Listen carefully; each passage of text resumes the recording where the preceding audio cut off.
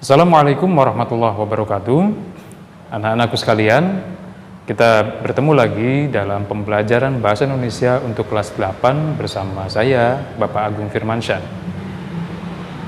Bapak ingatkan kepada anak-anak untuk senantiasa menggunakan masker, lebih-lebih masker 2 lapis kemanapun beraktivitas, terutama ketika hendak keluar dari rumah maupun pesantren, untuk melindungi kita dari paparan virus COVID-19.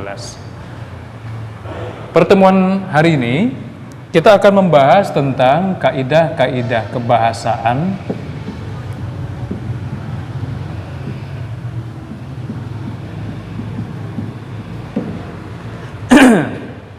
kaitannya dengan membuat sebuah narasi berita atau teks berita gitu.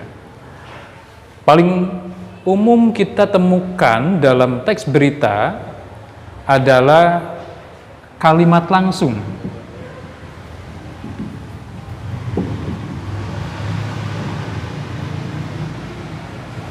Kalimat langsung biasanya ditandai dengan tanda kutip di awal dan di akhir kalimat langsung itu. Sebagai contoh, misalnya masyarakat, wisatawan dan pendaki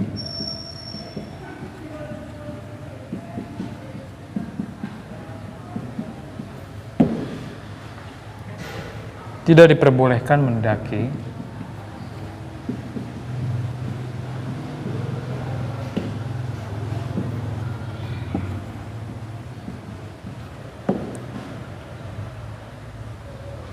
dalam radius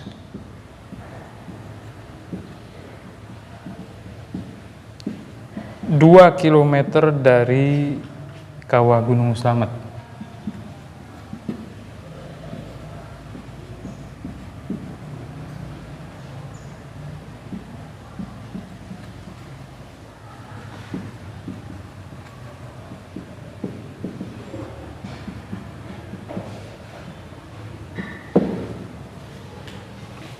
Perhatikan contoh berikut ini. Masyarakat, wisatawan, dan pendaki tidak diperbolehkan mendaki dalam radius 2 km dari Kawah Gunung Slamet, paparnya. Mulai dari tanda petik di atas hingga tanda petik di bawah, itu disebut dengan kalimat langsung. Kalimat langsung ini merupakan kutipan dari ucapan seseorang yang memberikan informasi.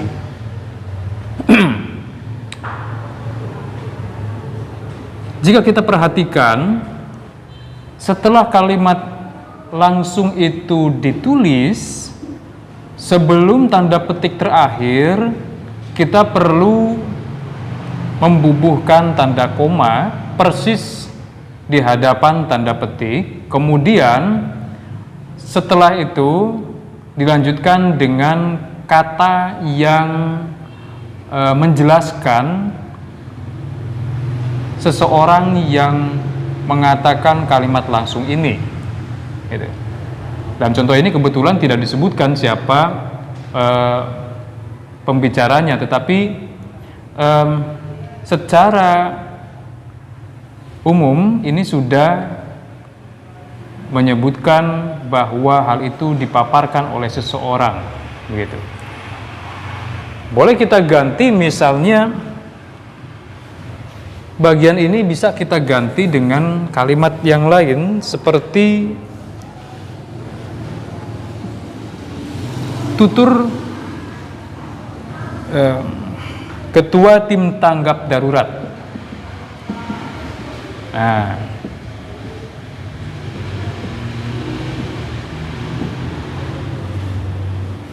kata-kata seperti ini, tutur atau papar atau ucap dan lain sebagainya, biasa digunakan untuk mengikuti kalimat langsung. Begitu. Sebagai penjelas mengenai siapa yang mengatakan kalimat langsung tersebut. Gitu ya. Nah, kalimat langsung ini dapat kita ubah menjadi kalimat tidak langsung dengan syarat mengubah struktur kalimat langsung menjadi kalimat tidak langsung. Misalnya begini, jika kita mengubah kalimat ini, maka bisa kita ganti dengan menyebutkan terlebih dahulu siapa yang mengucapkannya. Ketua tim tanggap darurat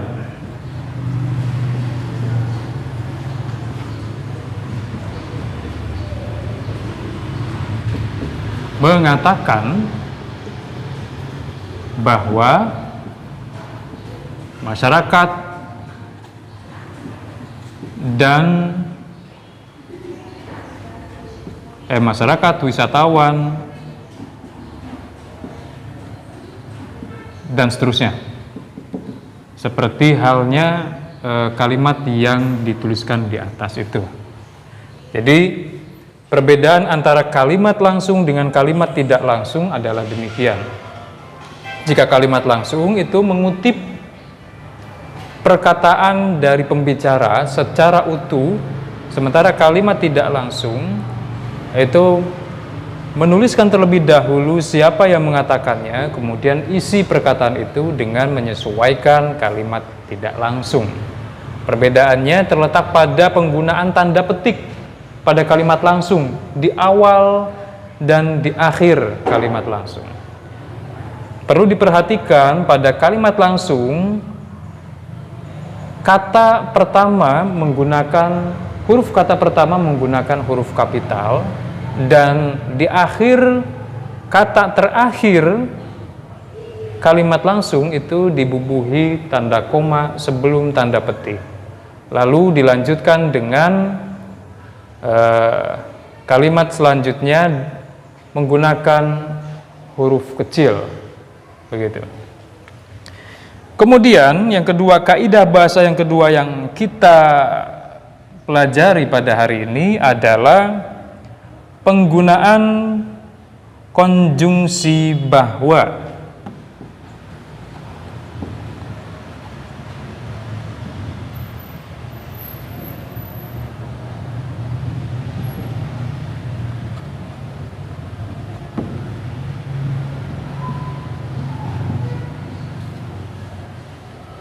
Penggunaan konjungsi bahwa terkait dengan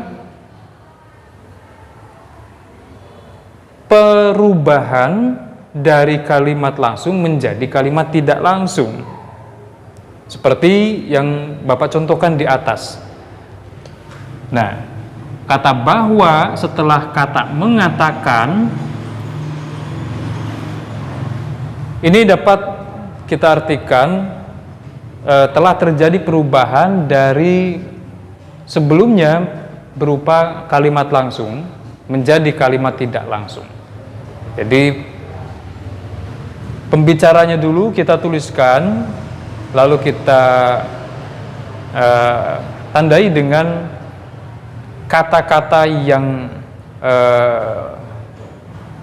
sinonim berkata, mengatakan, mengungkapkan dan sebagainya. Lalu dilanjutkan dengan kata bahwa, gitu.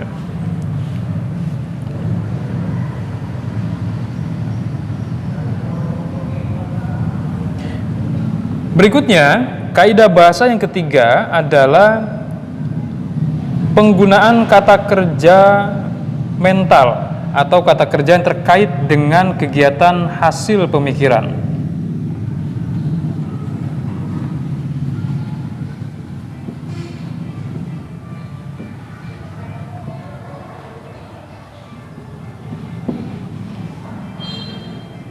Kata kerja mental itu antara lain contohnya adalah memikirkan,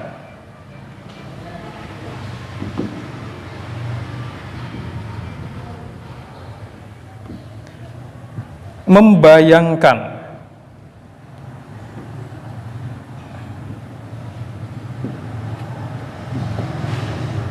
berasumsi, berpraduga, berkesimpulan,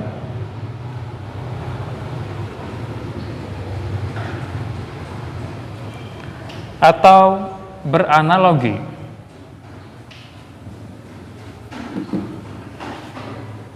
Contohnya, mereka memikirkan solusi untuk bisa keluar dari peristiwa-peristiwa yang memilukan itu. Memikirkan solusi. Nah, ini disebut dengan kata kerja mental. Karena kata kerja ini itu terkait dengan kegiatan dari hasil pemikiran. Jadi tidak tampak pekerjaannya secara lahir, secara nyata, sebab berkaitan dengan pemikiran, begitu. Pembahasan yang terakhir adalah penggunaan fungsi keterangan waktu dan tempat.